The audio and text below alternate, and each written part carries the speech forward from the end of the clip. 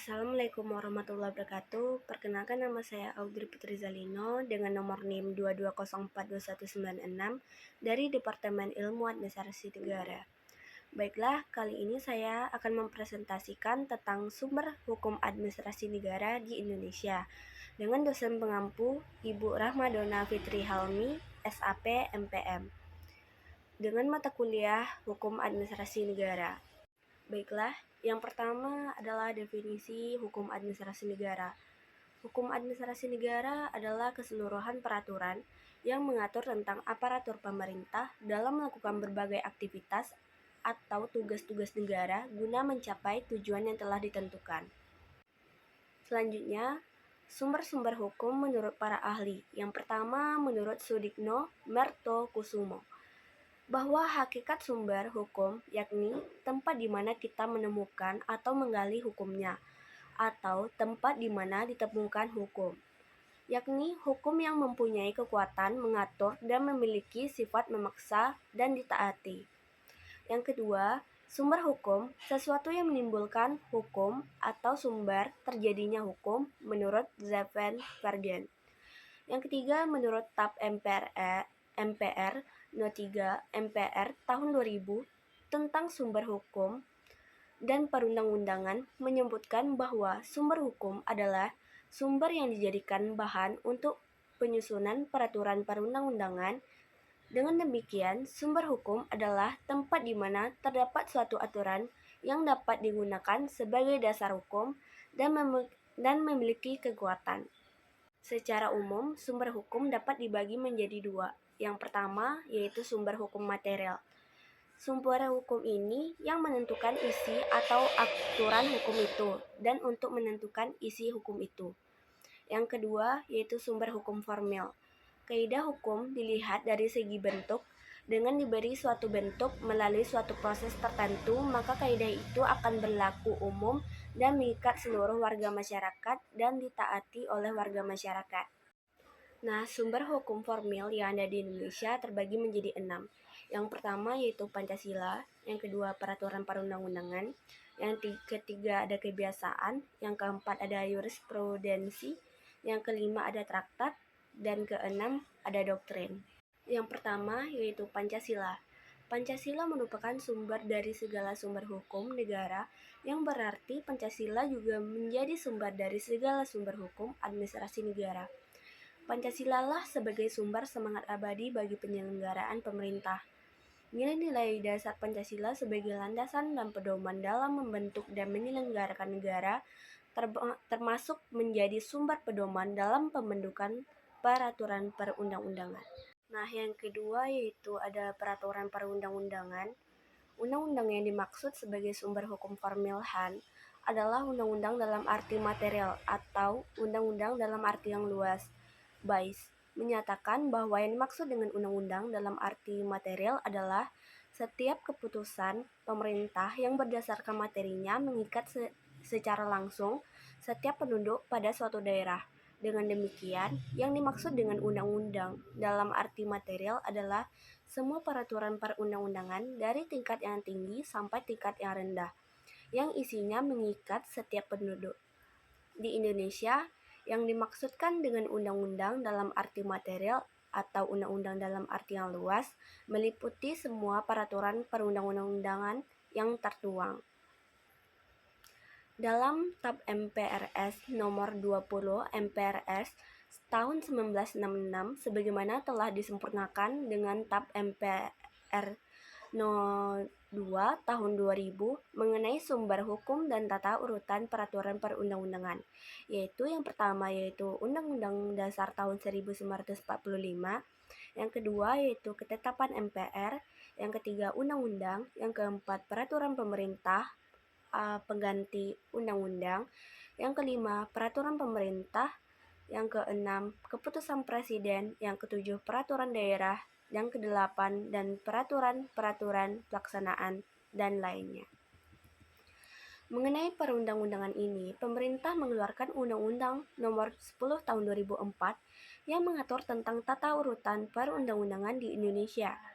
Adapun yang dimaksud dengan undang-undang dalam arti sempit atau undang-undang dalam arti formil adalah setiap keputusan pemerintah yang merupakan undang-undang disebabkan oleh cara terjadinya, jadi dilihat dari segi bentuknya.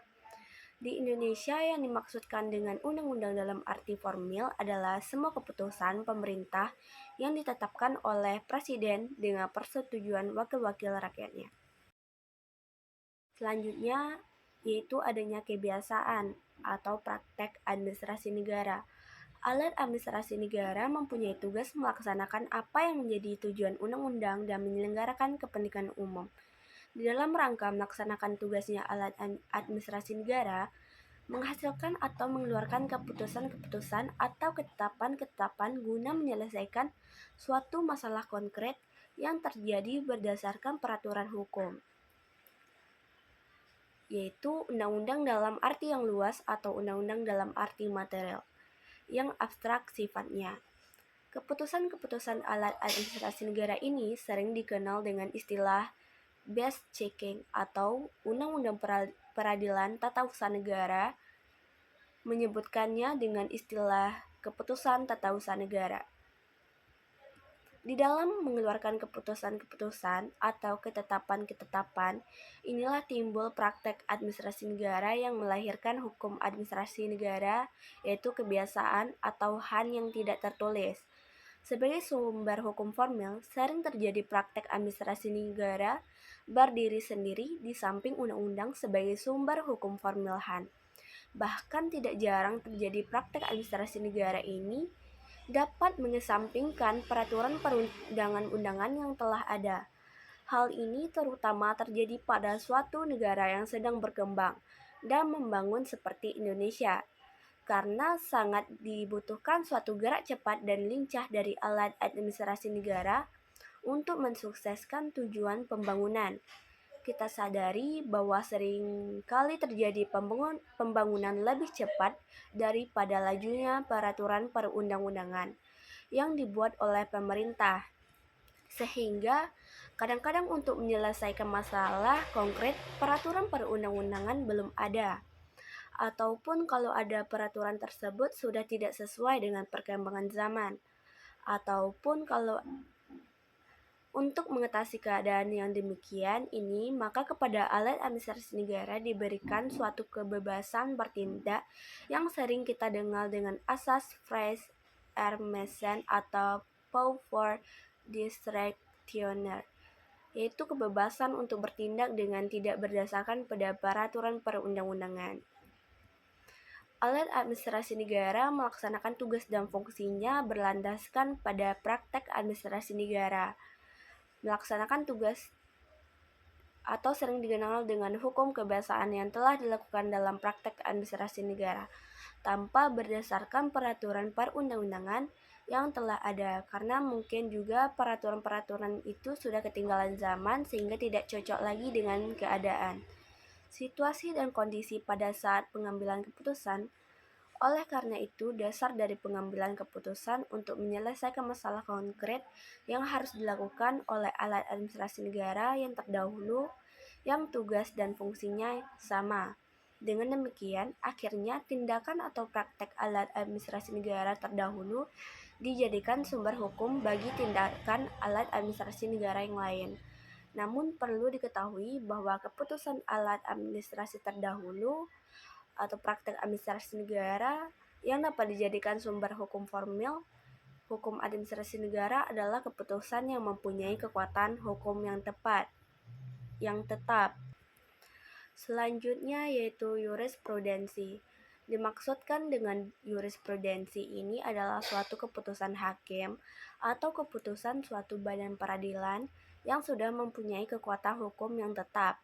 Jurisprudensi sebagai sumber hukum ini berkaitan dengan prinsip bahwa hakim tidak boleh menolak mengadili perkara yang diajukannya kepadanya dengan alasan belum ada peraturan perundang-undangan yang mengatur perkara tersebut. Sehingga seorang hakim harus melihat juga nilai-nilai yang ada di dalam masyarakat dan keputusan hakim yang terdahulu apabila ia bertugas menyelesaikan permasalahan yang belum ada peraturan perundang-undangannya. Selanjutnya yaitu doktrin atau pendapat para ahli hukum administrasi negara. Alasan mengapa doktrin dapat dipakai sebagai sumber hukum formil Han adalah karena doktrin atau pendapat para ahli tersebut dapat melahirkan teori-teori baru dalam lapangan hukum administrasi negara, yang kemudian dapat mendorong atau menimbulkan kaidah-kaidah hukum administrasi negara. Sebagai contoh ajaran fungsioner di Fed, yaitu suatu ajaran yang menyatakan yang anggap sah keputusan-keputusan yang dihasilkan atau dikeluarkan oleh seorang alat administrasi negara, yang sebetulnya secara yuridis formil kewenangannya untuk mengeluarkan atau menerbitkan keputusan-keputusan dianggap tidak sah. Doktrin sebagai sumber hukum formil hukum administrasi negara berlainan dengan sumber-sumber hukum yang lain karena doktrin ini diakui sebagai sumber hukum formil Han, yang memerlukan waktu yang lama dan proses yang panjang. Undang-undang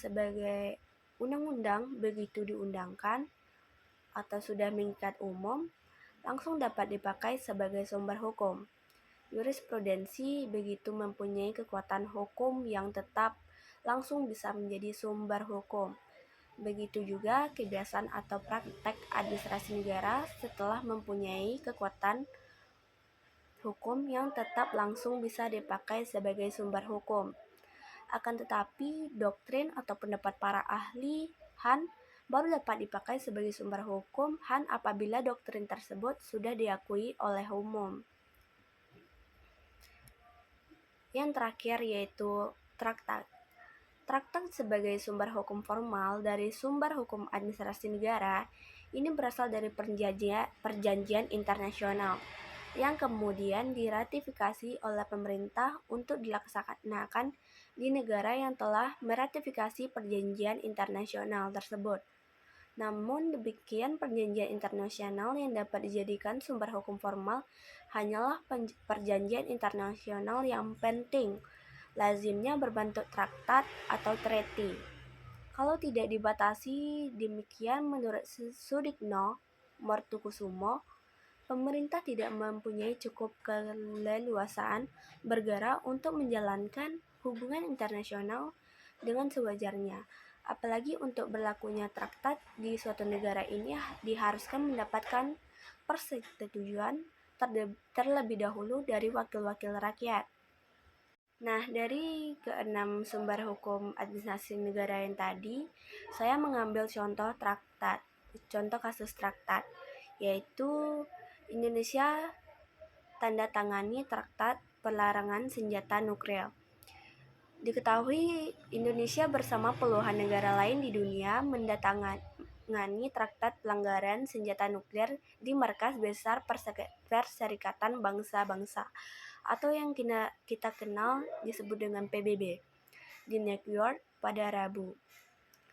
Menteri Luar Negeri RI Retno Marsudi menandatangani Traktat tentang pelanggaran senjata nuklir yang untuk pertama kalinya di dunia mengikat secara hukum. Traktat tersebut diadopsi pada 7 Juli di konferensi PBB di New York, meraih dukungan sekitar 120 negara dari 193 negara dari anggota PBB.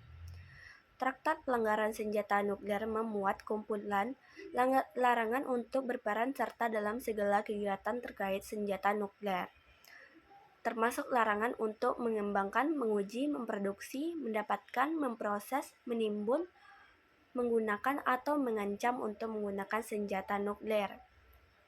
Traktat tersebut akan berlaku pada 90 hari setelah ditandatangani oleh sedikitnya 50 negara.